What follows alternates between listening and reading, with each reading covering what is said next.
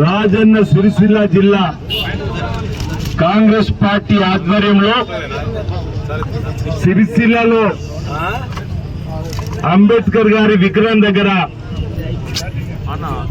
కేంద్ర భారతీయ జనతా పార్టీ ప్రభుత్వం బడ్జెట్ ప్రవేశపెట్టిన సందర్భంలో తెలంగాణకు అన్నా పైస ఇవ్వకుండా విస్మరించినందుకు నిరసనగా ప్రదేశ్ కాంగ్రెస్ కమిటీ అధ్యక్షులు మహేష్ కుమార్ గౌడ్ గారి ఆదేశాలు, గౌరవ ముఖ్యమంత్రి శ్రీ రేవంత్ రెడ్డి గారి ఆదేశాల మేరకు జిల్లా వ్యాప్తంగా ఉన్నటువంటి కాంగ్రెస్ పార్టీ నాయకత్వం హోదాలో ఉన్నటువంటి వారి ఆధ్వర్యంలో ఈరోజు ఈ సిరిసిల్ల జిల్లా కేంద్రంలో మా నిరసన వ్యక్తం చేస్తూ భారతీయ జనతా పార్టీ ప్రభుత్వ మొండి వైఖరిని నిరసిస్తూ ఎన్నికలు ఎక్కడుంటే అక్కడికి కేంద్ర ప్రభుత్వ బడ్జెట్ లో నిధులు ఎక్కువగా కేటాయించి పలుమార్లు బీహార్కు, పలుమార్లు పక్కనున్నటువంటి మిత్రపక్షమైనటువంటి మరో రాష్ట్రానికి,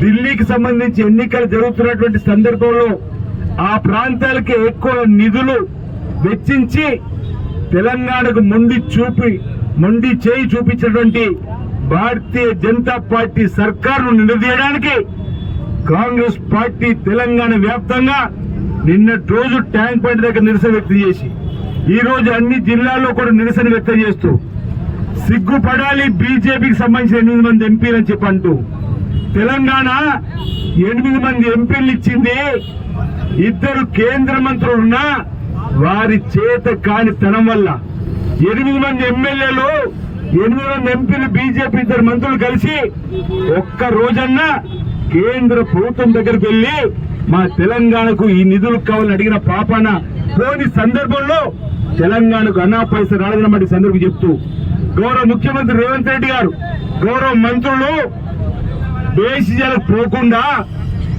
ఓ సభలో మా గౌరవ ముఖ్యమంత్రి నరేంద్ర మోడీని పెద్దన్న పాత్ర పోషించి అన్ని రాష్ట్రాలు సమన్వయం చేయమంటే మన దగ్గర బయ్యారం ఉక్కు ఫ్యాక్టరీ గురించి చర్చ లేదు, కానీ పక్కన విశాఖ స్టీల్ గురించి మాట్లాడతారు.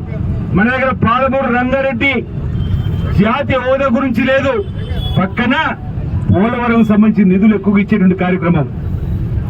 ఇంచుమించు అనేక లక్షల కోట్లకు సంబంధించినటువంటి పెండింగ్ పనులు ఈరోజు 4th సిటీ ఏర్పాటు చేస్తున్నాం.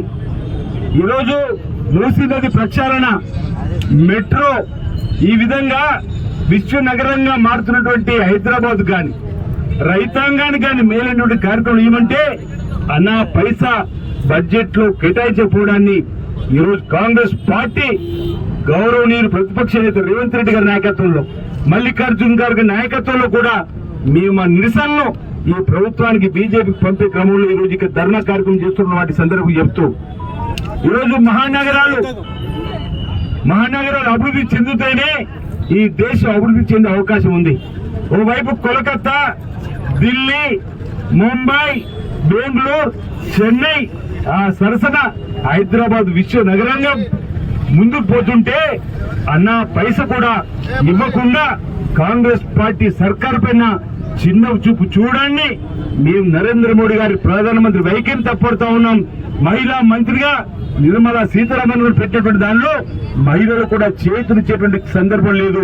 స్ట్రీట్ వర్కర్లకు ఏదైతే మహానగరం ఉన్నటువంటి ఈరోజు స్ట్రీట్ వర్కర్లకు కూడా చేతునిచ్చేటువంటి సందర్భం కనిపోయింది. ఓవైపు మహిళలకు, ఓవైపు రైతులకు, ఓవైపు విద్యార్థులకు, ఓవైపు యువతకు, ఓవైపు పేద వర్గాలకు మొండి చేయి చూపేటటువంటి ఈ సర్కారు నిరసనగా ఈ రోజు కాంగ్రెస్ పార్టీ ఆధ్వర్యంలో ఇక్కడ నిరసన వ్యక్తం చేస్తున్నారన్నమాట. రైతుల రుణమాఫీ సంబంధించిన ఊసే లేదు. ఇక్కడ ఈ రాష్ట్రంలో రేవంత్ రెడ్డి గారి సర్కార్ 21,000 కోట్లు రుణమాఫీ చేసి ముందుకు పోతుంటే దేశవ్యాప్తంగా ఇలాంటి పథకం తీసుకున్న ఆలోచన కూడా భారతీయ జనతా పార్టీకి రాకపోవడం శోచనీయమన్నమాట. ఈ రోజు ఎన్నికలు ఉన్న కాడికే ఈ రోజు ఈ ప్రభుత్వానికి సంబంధించినటువంటి మన రాష్ట్రం నుంచి జీఎస్టీ రూపంలో పన్నుల నుండి డబ్బులు బాదుకొని మరీ తీసుకోవడం తప్ప తిరిగి ఇచ్చే క్రమంలో ఈ విధంగా నిర్లక్ష్య వైఖరి, ఈ విధంగా మొండి వైఖరి, ఈ విధంగా ఎన్నికలప్పుడే ముసలి కన్ను గడిచే భారతీయ జనతా పార్టీ ప్రభుత్వ వైఖరిని ప్రజలకు చెప్పడానికే ఈ రోజు నిరసన కార్యక్రమం వంటి సందర్భం చెప్తూ 8 మంది ఎంపీలను గెలిపించి తెలంగాణ భారతీయ జనతా పార్టీ కప్పిస్తే అప్పచెప్తే ఏం చేసిరని ఈ రోజు తెలంగాణ సభ జరుగుతున్న క్రమంలో 2 కేంద్ర మంత్రులున్నా ఎందుకు మీరు అన్నా పైసా తెలంగాణ తీసుకురాలేకపోయినారు? ఇది మీ చేతకాని తనం అవునా కాదా? మీరు నిర్లక్ష్య వైఖరి అవునా కాదా? దయచేసి తెలంగాణ సమాజం గుర్తుంచుకోవాలని చెప్పండి.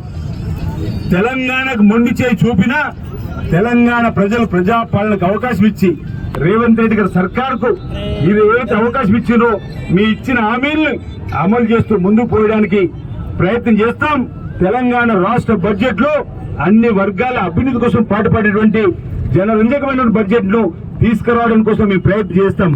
గతంలో ఉన్నటువంటి బీఆర్ఎస్ ప్రభుత్వం లాగా ఆడంబరాలకు పోకుండా ధనిక రాష్ట్రం అని చెప్పి అప్పుల రాష్ట్రంగా మార్చినటువంటి వారి పాలనకు అనుగుణంగా కాకుండా వాస్తవానికి దగ్గరగా బడ్జెట్ ను ప్రవేశపెట్టి తెలంగాణలో ఉన్నటువంటి అన్ని వర్గాలను అభివృద్ధి పత్రంలో తీసుకొని పోతామని కేంద్రం సహకరించాలని చెప్పని కోరినా సహకరించాలని నరేంద్ర మోడీ గారి, అమిత్ షా గారి వైఖరిని కూడా ఈ సందర్భంగా తప్పడుతూ ఈ నిరసన కార్యక్రమం, ఈ ధర్నాను ఇక్కడ జిల్లాలో ఏర్పాటు చేసిన చెప్తూ పతనం తప్పది భారతీయ జనతా పార్టీకి. భవిష్యత్తులో తెలంగాణలో ప్రజలు మేల్కొని చైతన్యవంతులు ఈ రోజు రాబో రోజుల్లో భారతీయ జనతా పార్టీకి తగిన బుద్ధి చెప్తారని చెప్పిన సందర్భంగా నేను భావన చేస్తా ఉన్నా.